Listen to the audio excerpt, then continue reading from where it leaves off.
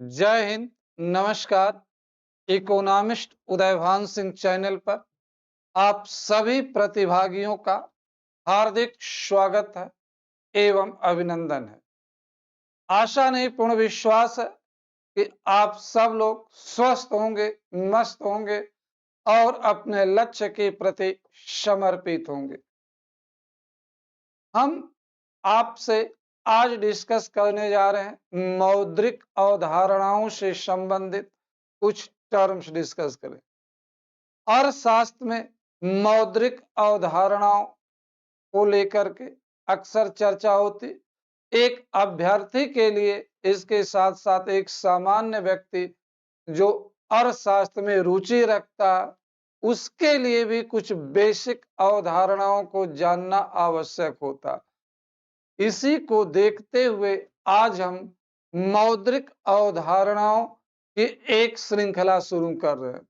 पिछले हमने आर्थिक विकास के संकेतकों की एक श्रृंखला शुरू की थी। उसके कंप्लीट करने के बाद आज हम मौद्रिक अवधारणाओं की एक श्रृंखला शुरू कर रहे हैं, जिसमें मौद्रिक नीति, मौद्रिक नीति के उपकरण, मुद्रास्फीति या इस तरह से जो संबंधित अन्य अवधारणाएं होंगी, उनके बारे में हम आपके साथ चर्चा पर चर्चा करेंगे, जो हमारे और आपके जीवन में प्रतिदिन सुनने को मिलती है, देखने को मिलती है और उसका हम अनुभव भी करते हैं। उसके पॉजिटिव पहलू भी हैं, उसके नेगेटिव पहलू भी हैं। तो इसी पर आज हम आपके साथ चर्चा पर चर्चा करने जा रहे हैं। तो मौद्रिक अवधारणा के अंतर्गत सबसे पहले हम आपके साथ चर्चा करेंगे बैंक दर क्या होता है।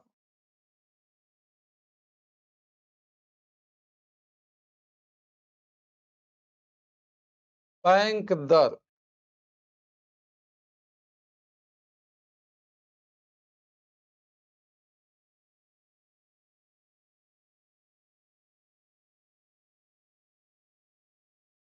बैंक दर अक्सर चर्चा में रहते। अर्थव्यवस्था में इसकी महत्वपूर्ण भूमिका, स्पेशली मौद्रिक नीतियों के प्रभावपूर्ण तरीके से क्रियान्वयन के लिए। तो सबसे पहले आप स्क्रीन पर देखोगे तो हमने टॉपिक लिखा है बैंक दर। उसके बाद हम एक प्रश्न के रूप में आपसे पूछा बैंक दर से क्या आशय है। फिर एक एक करके देखो तो बैंक दर से संबंधित प्रश्न हम आपको पूछते गए हैं। तो सबसे पहले आइए हम डिस्कस करते हैं कि बैंक दर क्या होती है। बैंक दर एक विशेष प्रकार की ब्याज दर है, जिस दर पर केंद्रीय बैंक अर्थात भारतीय रिजर्व बैंक वाणिज्यिक बैंकों और वित्तीय संस्थाओं को दीर्घकाल के लिए दीर्घकालीन परिप्रेक्ष्य में ऋण उपलब्ध कराती है। हमने क्या किया कि बैंक दर एक विशेष प्रकार की ब्याज दर है, जिस दर पर वाणिज्यिक बैंकों को केंद्रीय बैंक द्वारा वित्तीय संस्थानों को केंद्रीय बैंक द्वारा ऋण उपलब्ध कराया जाता। तो बैंक दर आप तो आपने समझ लिया कि बैंक दर एक विशेष प्रकार की ब्याज दर है। इस दर पर केंद्रीय बैंक, भारतीय रिजर्व बैंक, वाणिज्यिक बैंकों जैसे भारतीय state bank, HDFC, union bank of India को ऋण उपलब्ध कराती है। बैंक दर में के माध्यम से भारतीय रिजर्व बैंक द्वारा भारतीय मुद्रा बाजार में, भारतीय वित्तीय क्षेत्र में मुद्रा के प्रवाह को नियंत्रित करती है, मुद्रा के प्रवाह को बढ़ाती भी है, मुद्रा के प्रवाह को घटाती भी है। परिस्थितियों के अनुसार आरबीआई बैंक दर में वृद्धि भी करती है और बैंक दर में कमी भी करती है। तो आप कह सकते हो कि बैंक दर का उद्देश्य क्या होता है? तो बैंक दर में परिवर्तन का उद्देश्य साख सृजन की क्षमता को, प्रक्रिया को प्रभावित करना। बैंक दर में कमी से साख सृजन को बढ़ावा मिलता है। बैंक दर में वृद्धि से साख सृजन में गिरावट आती है। साख सृजन का मतलब होता है उधार लेने और देने की प्रक्रिया को साख सृजन कहा जाता। उधार लेने और देने की प्रक्रिया को साख सृजन कहा जाता। तो आपसे कोई पूछता है कि बैंक दर क्या है, तो आप कहना बैंक दर एक विशेष प्रकार की ब्याज दर है जिस दर पर भारतीय रिजर्व बैंक वाणिज्यिक बैंकों को, वित्तीय संस्थानों को दीर्घकालीन परिप्रेक्ष्य में ऋण उपलब्ध कराती है।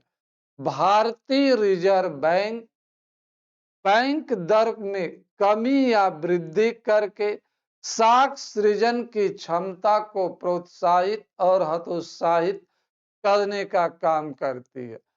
बैंक दर एक मौद्रिक उपकरण है जिसके माध्यम से साख सृजन को बढ़ावा दिया जाता है। साख सृजन को परिस्थितियों और मांग के अनुसार हतोत्साहित भी किया जाता है। अब इसी को हम एक चार्ट के माध्यम से समझेंगे कि बैंक दर में जब हम परिवर्तन करते हैं तो उसका क्या प्रभाव पड़ता है। हमने कहा कि बैंक दर, बैंक रेट को जब हमने बढ़ा दिया तो बैंक रेट बढ़ने पर क्या होगा?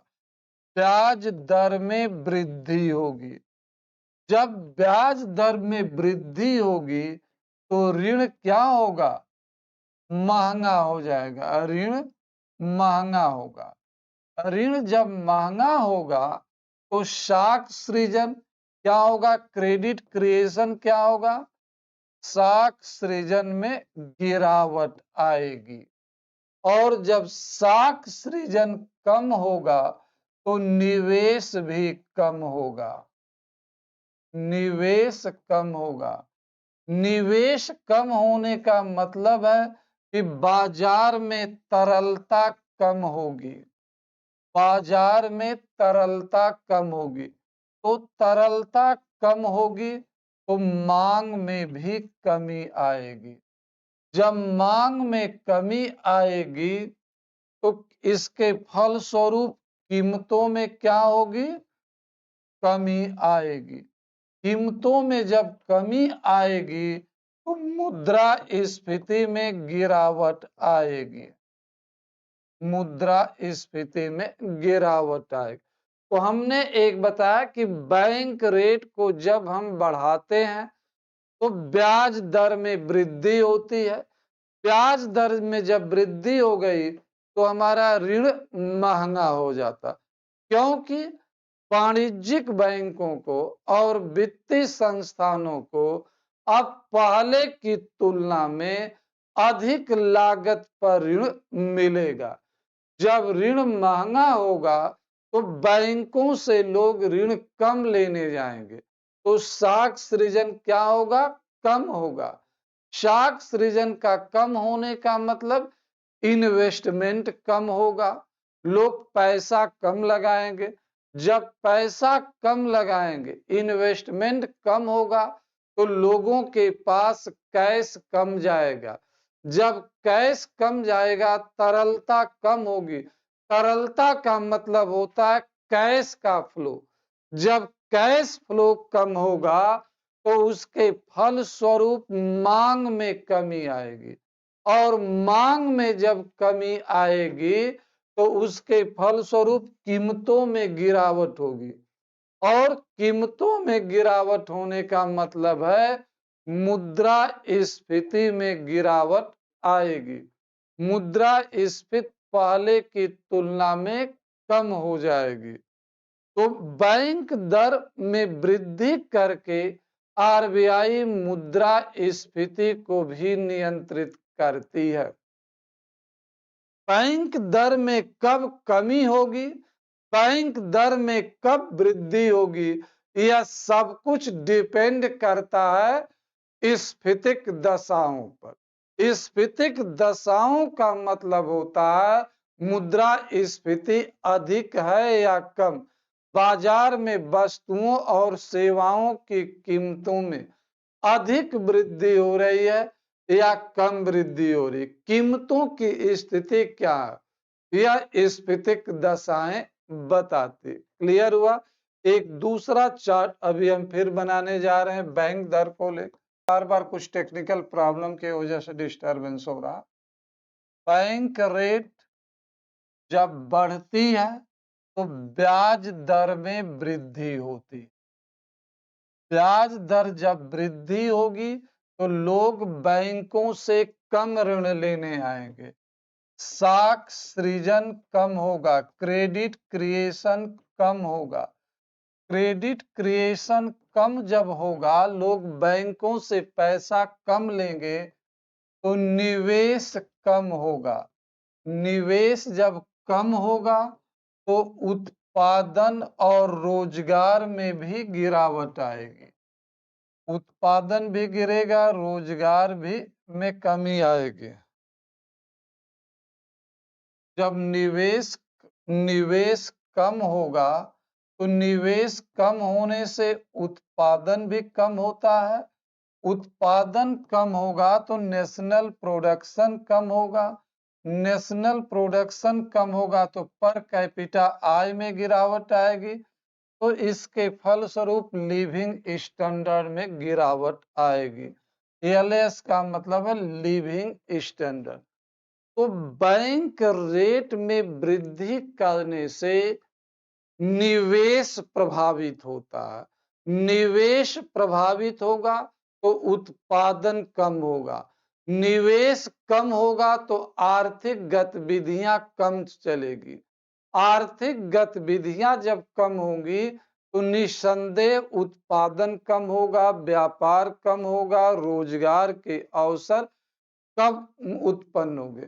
तो इस स्थिति में क्या होगा, जब उत्पादन कम होगा तो राष्ट्रीय उत्पादन कम होगा, राष्ट्रीय उत्पादन कम होगा तो प्रति व्यक्ति आय कम होगी, प्रति व्यक्ति जब आय कम होगी तो लिविंग स्टैंडर्ड पुअर होगा। अंडरस्टूड। आगे बढ़ते हैं। तो अभी हमने बताया कि बैंक दर एक विशेष प्रकार की ब्याज दर है। बैंक दर में परिवर्तन करके आरबीआई साख सृजन की प्रक्रिया को प्रभावित करती है। जब आरबीआई द्वारा बैंक दर में वृद्धि की जाती है तो ब्याज दर बढ़ती है। आरबीआई द्वारा बैंक दर में कमी की जाती है तो ब्याज दर में कमी आती है।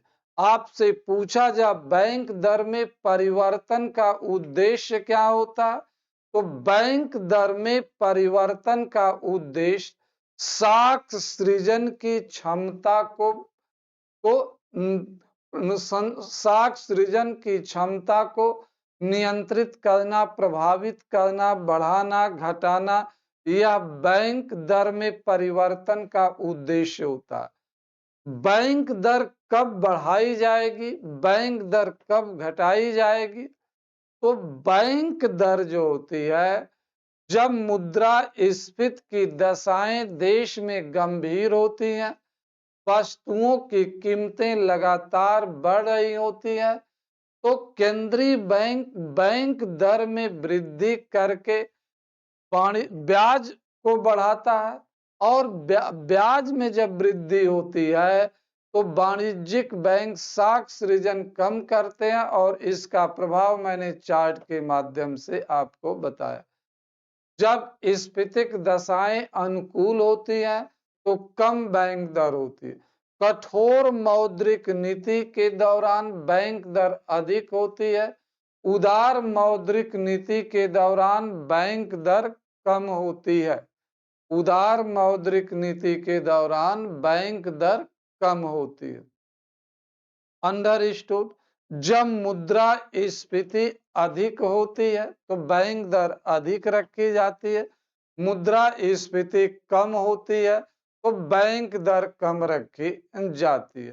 तो बैंक दर के माध्यम से आरबीआई मुद्रास्फीति को नियंत्रित करने का प्रयास करती है। बैंक दर एक मॉनिटरी टूल्स है, एक मौद्रिक उपकरण है। अब आइए हम आपको ले चलते हैं जो स्टडी मटेरियल्स आपके पास।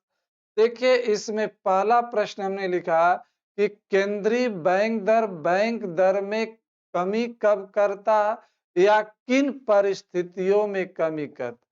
तो हमने कहा कि केंद्रीय बैंक दर में कमी स्फीतिक दशाओं के नियंत्रण में होने या अनुकूल होने की स्थिति में करता। अर्थात जब मुद्रास्फीति नियंत्रण में होती है, मुद्रास्फीति कम होती है, बाजार में नकदी की कमी होती है, विकास को प्रोत्साहित करना होता है, तो विकास को बढ़ावा देने के लिए, बाजार में धन के प्रवाह को बढ़ाने के लिए आरबीआई द्वारा बैंक दर में कमी की जाती है। बैंक दर को आरबीआई रोटेट करती रहती है। बहुत यह नहीं कि बहुत लंबे समय तक आरबीआई इसको फिक्स कर दे। Demand and supply, inflationary condition के अनुसार आरबीआई को परिवर्तन करना पड़ता। अगर आप पीछे देखो की बात, तो सबसे पहले हमने नोट्स में क्या दिखा, बैंक दर क्या है यह मैंने बता। दूसरा प्रश्न हमने दिया बैंक दर में परिवर्तन का उद्देश्य क्या होता। बैंक दर में परिवर्तन का उद्देश्य बैंकों की साख सृजन की क्षमता को प्रभावित करना, साख सृजन की प्रक्रिया को प्रभावित करना।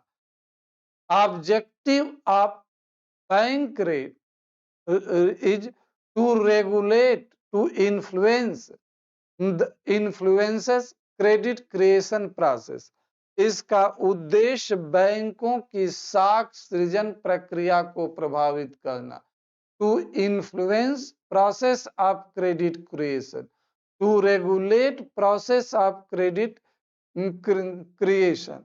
तो इसके माध्यम से आरबीआई द्वारा बैंकों की साख सृजन क्षमता। दूसरा प्रश्न हमने दिया कि बैंक दर में कमी कब होती है या किन परिस्थितियों में होती है। तो इसके बारे में हमने आपको बताया कि जब बाजार में स्फीतिक दशाएं नियंत्रण में होती है, अनुकूल होती है, मुद्रास्फीति कम होती है, बाजार में विकास नकदी की कमी होती है, विकास को बढ़ाने के लिए अत्यधिक संसाधनों की आवश्यकता होती है। तो ऐसी स्थिति में भारतीय रिजर्व बैंक दर में कमी करके साख सृजन को बढ़ावा दे करके नकदी की मात्रा को बढ़ावा देती है, नकदी की मात्रा को बढ़ावा देती है, बाजार में तरलता को प्रोत्साहित करती है। अब बैंक दर में कमी से अर्थव्यवस्था पर क्या प्रभाव पड़ेगा। अब आइए इसके लिए हम एक चार्ट से आपको समझाते हैं। जब आरबीआई द्वारा, केंद्रीय बैंक द्वारा बैंक रेट को कम कर दिया जाता, तो बैंक रेट कम करने का मतलब है कि ब्याज दर में कमी आ रही है। ब्याज दर जब कम होगा तो साख सृजन क्या होगा, साख सृजन अधिक होगा, उधार लेने देने की प्रक्रिया को बढ़ावा मिलेगा, उधार लेने देने की प्रक्रिया तेज होगी। जब साख सृजन अधिक होगा तो निवेश क्या होगा, अधिक होगा, इन्वेस्टमेंट अधिक होगा, और जब निवेश अधिक होगा तो इसके कारण उत्पादन भी बढ़ता है, उत्पादन भी बढ़ता है और रोजगार भी बढ़ता है। उत्पादन रोजगार बढ़ने से नेशनल प्रोडक्शन बढ़ेगा, नेशनल प्रोडक्शन बढ़ेगा तो नेशनल इनकम बढ़ेगी, नेशनल इनकम बढ़ेगी तो पीसीआई पर कैपिटा इनकम बढ़ेगा, पर कैपिटा इनकम बढ़ेगा तो लिविंग स्टैंडर्ड में सुधार आएगा। तो यह बैंक दर में कमी का प्रभाव होता। हमने इस चार्ट के माध्यम से आपको बताया कि बैंक दर में जब कमी होती है तो ब्याज दर में गिरावट आती है। जब ब्याज दर में गिरावट आएगी तो ऋण लेने देने की प्रक्रिया तेज होगी। जब साख सृजन की प्रक्रिया अधिक होगी तो इससे निवेश को बढ़ावा मिलता है। जब निवेश बढ़ेगा तो प्रोडक्शन एंड एम्प्लॉयमेंट बढ़ेगा, प्रोडक्शन और एम्प्लॉयमेंट बढ़ेगा तो नेशनल प्रोडक्शन बढ़ेगा, नेशनल प्रोडक्शन बढ़ेगा तो नेशनल इनकम बढ़ेगी, नेशनल इनकम बढ़ेगी तो पर कैपिटा इनकम बढ़ेगी, पर कैपिटा इनकम बढ़ेगी तो लिविंग स्टैंडर्ड में भी वृद्धि होगी। तो बैंक दर में कमी का यह प्रभाव होता। जब बैंक दर लंबे समय तक कम रह जाती है तो एक संभावना बनती है कि बैंक दर जब लंबे समय तक कम रह गई तो इसके कारण मुद्रा स्फीति भी उत्पन्न हो सकती है। बैंक दर में कमी के कारण तरलता बढ़ती है। जब तरलता बढ़ेगी तो डिमांड बढ़ेगी और डिमांड के अनुरूप मार्केट में सप्लाई नहीं है तो ऐसी स्थिति में इन्फ्लेशन एराइजेज होगा। तो एक संभावना, एक खतरा यह भी होता कि बैंक दर को अगर लंबे समय तक कम रखा जाता है तो उसके कारण मुद्रा स्फीति उत्पन्न होने की संभावना उत्पन्न हो जाती है। इसलिए केंद्रीय बैंकों द्वारा टाइम टू टाइम बैंक दर में को परिवर्तित किया जाता, उनमें परिस्थितियों को देखते हुए वृद्धि और कमी की जाती है। केंद्रीय बैंक अपनी मॉनेटरी पॉलिसी का इवैल्यूएशन करके समय समय पर इसमें वृद्धि या कमी करता रहता है। क्लियर हुआ? अब हम चलते हैं आपके नोट्स। हमने कहा कि बैंक दर में किन परिस्थितियों में और क्यों वृद्धि करती। अभी हमने आपको पहले भी बताया कि भारतीय रिजर्व बैंक जब मुद्रा स्फीति अधिक होती है तो उस समय बैंक दर में वृद्धि करती है और बैंक दर में वृद्धि करके बाजार में तरलता को कम करती है, बाजार से तरलता का अवशोषण करती है। बैंक दर में जब वृद्धि की जाती है तो ब्याज दर बढ़ता है। जब ब्याज दर में वृद्धि होगी तो लोग बैंकों से ऋण लेने कम लगते हैं। एक तो ये प्रभाव, बैंक लोगों को कम ऋण देता है, लोग बैंकों से कम ऋण लेने आते हैं। जब बैंक दर बढ़ती है तो ब्याज दर बढ़ती है तो जो जनता के द्वारा धन जमा किया जाता उस पर भी उनको अधिक ब्याज मिलने लगती है। तो जब लोगों को अपनी जमाओं पर अधिक ब्याज मिलता है तो उपभोग में कटौती करके भी वह बचत करने लगते हैं और अपनी बचत को बैंकों में जमा करने लगते हैं, जिसके कारण मांग में गिरावट आती है और मांग में गिरावट आती है तो मुद्रा स्फीति कम होती है। तो बैंक दर में वृद्धि उच्च स्फीतिक दशाओं के समय की जाती है। अगर स्फीतिक दशाएं निम्नतर है, मुद्रा स्फीति कम है तो इन परिस्थितियों में बैंक दर में वृद्धि नहीं की जाएगी। क्लियर हुआ? अंडरस्टूड। आगे बढ़ते हैं हम। भारतीय रिजर्व प्रश्न क्या था कि भारतीय रिजर्व बैंक बैंक दर में किन परिस्थितियों में और क्यों वृद्धि करती है? तो उसका स्फीतिक दशाओं के उच्च होने पर भारतीय रिजर्व बैंक बैंक दर में वृद्धि करती है और ऐसा करके वह मुद्रास्फीति के प्रभाव को कम करना चाहती है। क्लियर हुआ? तो अभी मित्रों मैंने आपके साथ बैंक दर को लेकर के डिस्कस किया। बैंक दर से प्रारंभिक परीक्षा में भी प्रश्न पूछे जाते हैं। बैंक दर से मुख्य परीक्षा में इनडायरेक्ट क्वेश्चन कि मुद्रास्फीति को नियंत्रित करने में मौद्रिक दरों की भूमिका का परीक्षण कीजिए। तो अभी हम आगे और मौद्रिक दर बताएंगे। या उदार मौद्रिक नीति में बैंक दर कम रखी जाती है या बैंक दर अधिक होती है। उदार मौद्रिक नीति के समय बैंक दर सामान्यतया कम होती है। कठोर मौद्रिक नीति के समय बैंक दर सामान्यतया अधिक होती है। अंडरस्टूड? अब हम आगे बढ़ते हैं। अब अगली अवधारणा हमारी है एक अवधारणा नगद आरक्षित अनुपात, जिसे हम कैश रिजर्व रेशियो शॉर्ट में CRR के नाम से जानते हैं। कैश रिजर्व रेशियो CRR नगद आरक्षित अनुपात से आशय उस अनुपात से जिसके अनुसार सभी वाणिज्यिक बैंकों को अपनी कुल नगद जमाओं का एक निश्चित प्रतिशत भारतीय रिजर्व बैंक के पास रखना अनिवार्य होता।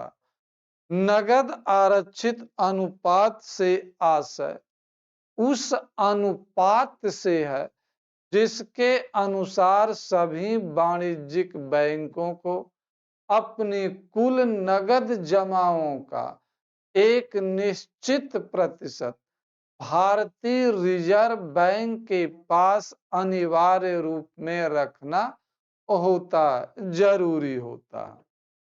क्लियर? हमने क्या किया कि जितने भी भारत में वाणिज्यिक बैंक है RBI के रूल्स रेगुलेशन को उनको फॉलो करना पड़ता है। तो RBI के दिशा निर्देशों के अनुसार सभी वाणिज्यिक बैंकों को अपनी नगद जमाओं का एक निश्चित प्रतिशत रखना अनिवार्य होता है। प्रश्न यह उठता है कि CRR का निर्धारण किसके द्वारा किया जाएगा? तो CRR का निर्धारण केंद्रीय बैंक द्वारा किया। तो भारत का केंद्रीय बैंक क्या है? RBI है। तो CRR का निर्धारण RBI द्वारा किया जाएगा। दो प्रश्न हमने अभी आपको बताया कि CRR क्या है। दूसरा प्रश्न हमने बताया कि CRR किसके द्वारा निर्धारित किया जाता। अब अगला प्रश्न है कि CRR में कमी क्यों की जाती है, इसका अर्थव्यवस्था पर क्या प्रभाव, मतलब CRR में परिवर्तन क्यों किया जाता। CRR में RBI वृद्धि भी कर सकती है, CRR में RBI कमी भी कर सकती है। तो एक प्रश्न बनता है कि CRR कितने प्रतिशत हो सकता। अब CRR कितने प्रतिशत, देखिए 2006 में RBI ने उनको और अधिक अधिकार दिया गया। 2006 तक यह प्रावधान था कि CRR न्यूनतम 3% और अधिकतम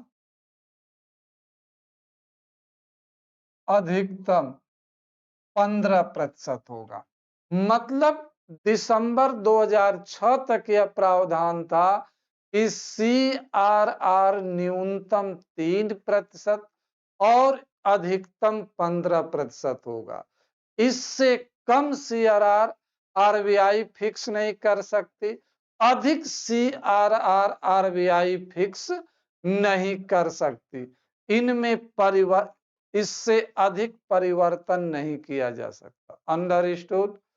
लेकिन 2006 में बैंकिंग रेगुलेशन एक्ट 1949 और RBI एक्ट 1934 में संसद द्वारा संशोधन किया गया और RBI को यह अधिकार दिया गया कि वह CRR को किसी सीमा तक निर्धारित कर सकती है। अब CRR 3% से कम भी हो सकता और CRR 3% से अधिक भी हो सकता, 15% से अधिक।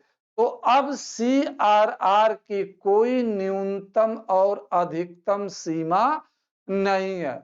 आपसे पूछा जाए कि CRR की न्यूनतम सीमा क्या है, CRR की अधिकतम सीमा क्या है, तो जनवरी 2007 से RBI के सामने CRR की न्यूनतम और अधिकतम सीमा नहीं रह गई है। RBI किसी भी स्तर तक CRR का निर्धारण कर सकती है। अंडरस्टूड। अब आगे हमें डिस्कस करना है कि CRR में परिवर्तन का उद्देश्य क्या होता। तो CRR में परिवर्तन का उद्देश्य साख सृजन प्रक्रिया को रेगुलेट करना। To regulate process of credit creation is main objective of CRR। CRR में परिवर्तन करके, CRR में परिवर्तन करके या कमी करके, वृद्धि करके हम बैंकों की साख सृजन प्रक्रिया को बढ़ावा देते हैं, हतोत्साहित भी करते हैं। अब इसी पर हम चर्चा करने जा रहे हैं कि अगर सपोज दैट CRR को बढ़ा दिया गया, जब CRR को बढ़ा दिया जाएगा तो बैंकों के पास कैश क्या होगा, कम हो जाएगा। बैंकों के पास कैश जब कम होगा तो बैंकों के द्वारा क्रेडिट क्रिएशन कम किया जाएगा और जब बैंक क्रेडिट क्रिएशन कम करेंगे मतलब उधार कम देंगे, जब बैंकों के द्वारा क्रेडिट क्रिएशन कम किया जाएगा, बैंक उधार कम देंगे, तो ऐसी स्थिति में इन्वेस्टमेंट क्या होगा, इन्वेस्टमेंट कम होगा। इन्वेस्टमेंट कम होगा। इन्वेस्टमेंट, जब इन्वेस्टमेंट कम होता है, इन्वेस्टमेंट कम होने का मतलब है कि बाजार में तरलता कम होगी, लिक्विडिटी कम होगी। लिक्विडिटी कम होगी तो मांग में कमी आएगी, मांग में कमी आएगी और मांग में कमी आएगी तो कीमतों में भी गिरावट होगी। कीमतों में जब गिरावट होगी तो इन्फ्लेशन कम होगा, मुद्रास्फीति कम होगी। तो RBI द्वारा CRR के माध्यम से इन्फ्लेशन को कंट्रोल भी किया जाता है। एक बार फिर चार्ट पर ध्यान दीजिए, जब CRR में वृद्धि कर दी जाती है तो बैंकों के पास अवेलेबिलिटी ऑफ कैश, नकदी की उपलब्धता कम हो जाती है। जब नकदी कम होगी तो बैंकों द्वारा क्रेडिट क्रिएशन कम किया जाएगा। क्रेडिट क्रिएशन कम होगा तो इन्वेस्टमेंट कम होगा। जब बैंक से हम ऋण कम लेंगे तो इन्वेस्टमेंट कम करेंगे। इन्वेस्टमेंट कम होगा तो बाजार में लिक्विडिटी कम होगी। लिक्विडिटी कम होगी तो डिमांड कम होगी, डिमांड जब कम होगी तो वस्तुओं की कीमतों में गिरावट आएगी, जब वस्तुओं की कीमतें कम होगी तो इन्फ्लेशन कम होगा। सरकार आरबीआई अपना लक्ष्य प्राप्त कर लिया। कैश रिजर्व रेशियो एक मॉनिटरी टूल्स है। कैश रिजर्व रेशियो में परिवर्तन करके, वृद्धि करके या कमी करके आरबीआई साख सृजन की प्रक्रिया को रेगुलेट करती है। तो अभी हमने आपको बताया सीआरआर में वृद्धि को लेकर, इसी से रिलेटेड एक दूसरा भी है वृद्धि को। अब देखिए सीआरआर में जब वृद्धि होगी तो बैंकों के पास कैश कम होगा, बैंकों के पास कैश कम होगा तो ऐसी स्थिति में बैंकों के द्वारा जो है क्रेडिट क्रिएशन कम किया जाए, क्रेडिट क्रिएशन कम होगा तो इन्वेस्टमेंट कम होगा, इन्वेस्टमेंट में गिरावट आएगी, इन्वेस्टमेंट में जब गिरावट आएगी तो इसके फलस्वरूप उत्पादन कम होगा, उत्पादन कम होने का मतलब नेशनल प्रोडक्शन कम होगा, नेशनल प्रोडक्शन कम होगा तो नेशनल इनकम कम होगी, नेशनल इनकम में जब गिरावट आएगी तो पर कैपिटा इनकम कम होगा, पर कैपिटा इनकम कम होगा तो लिविंग स्टैंडर्ड में गिरावट आएगी। तो यह भी सीआरआर में वृद्धि का एक प्रभाव आपको दिखाई पड़ रहा है। तो सीआरआर में वृद्धि भी की जाती है, सीआरआर में कमी। जब सीआरआर में कमी होगी तो जो एरो नीचे हैं वो ऊपर हो जाएंगे, जो ऊपर हैं वह नीचे चले आएंगे, इसका जस्ट उल्टा प्रभाव होगा। तो आपसे प्रश्न पूछा जाए कि आरबीआई द्वारा सीआरआर में परिवर्तन क्यों किया जाता है, आरबीआई द्वारा नगद आरक्षित अनुपात में वृद्धि क्यों की जाती है, हमने चार्ट के माध्यम से दिखाया। नगद आरक्षित अनुपात में वृद्धि का क्या प्रभाव पड़ता है, इसको भी मैंने अभी आपके साथ डिस्कस किया। इसका उल्टा प्रभाव भी होता, यह भी मैंने आपको बता दिया है कि सीआरआर में अधिकतम क्या होगा, सीआरआर न्यूनतम क्या होगा। तो करंट में ऐसी कोई व्यवस्था नहीं है कि सीआरआर न्यूनतम कितना होगा अधिकतम। फिर मुद्रास्फीति के अधिक होने की स्थिति में नगद आरक्षित अनुपात में कमी की जाएगी या वृद्धि। मित्रों, मुद्रास्फीति जब अधिक होती है तो सीआरआर को बढ़ावा दिया जाता में वृद्धि की जाती है, मुद्रास्फीति कम होती है तो सीआरआर में कमी की जाती है। तो मित्रों, अभी हमने आपसे प्रश्न पूछा जा कि सीआरआर में वृद्धि या कमी किन परिस्थितियों में की जाती है। तो जब स्फीतिक दशाएं प्रतिकूल होती हैं, मुद्रास्फीति अधिक होती है, तो मुद्रास्फीति के अधिक होने पर सीआरआर को बढ़ावा दिया जाता है। जब मुद्रास्फीति कम होती है तो सीआरआर को कम किया जाता है, जब मुद्रास्फीति कम होगी तो उस समय सीआरआर में थोड़ी थोड़ी वृद्धि भी कर दी जाती है, क्योंकि लंबे समय तक सीआरआर को जब कम रखते हैं तो बाजार में अत्यधिक तरलता हो जाती है। जब बाजार में अत्यधिक तरलता होगी, उसके अनुसार सप्लाई नहीं होगी तो मुद्रास्फीति बढ़ जाती है। तो कहने का आशय मित्रों है कि तरलता को बढ़ाने, तरलता को घटाने के लिए क्रेडिट क्रिएशन को प्रमोट करने, क्रेडिट क्रिएशन को डिमोट करने के लिए सीआरआर में वृद्धि की जाती है। तो सीआरआर के माध्यम से आरबीआई बैंकों के पास उपलब्ध उनकी कैश क्षमता को प्रभावित करती है। सीआरआर के माध्यम से आरबीआई बैंकों के पास जो है कैश होता उनको बढ़ाने का काम करती है, घटाने का काम। ज जब बैंकों के पास कैश अधिक होता तो उनके द्वारा अधिक लोन दिया जाता, कैश कम होता तो कम लोन दिया जाता। तो मित्रों, हम समझते हैं कि सीआरआर का कंसेप्ट क्लियर हुआ। अभी हमने आपके साथ बैंक रेट और सीआरआर डिस्कस करने को सोचा था, किया। करने को तो और भी टॉपिक है, लेकिन आज वो नहीं हो पाएंगे। कल फिर हम नए टॉपिक, खुले बाजार की क्रिया क्या है, स्टैचुरी लिक्विडिटी रेशियो क्या है, मार्जिनल स्टैंडिंग फैसिलिटी क्या है, इन सब टॉपिक पर हम कल डिस्कस करेंगे। आज की क्लास को हम यहीं पर विराम देते हैं। बहुत बहुत धन्यवाद। स्वस्थ रहिए, मस्त रहिए, खुश रहिए।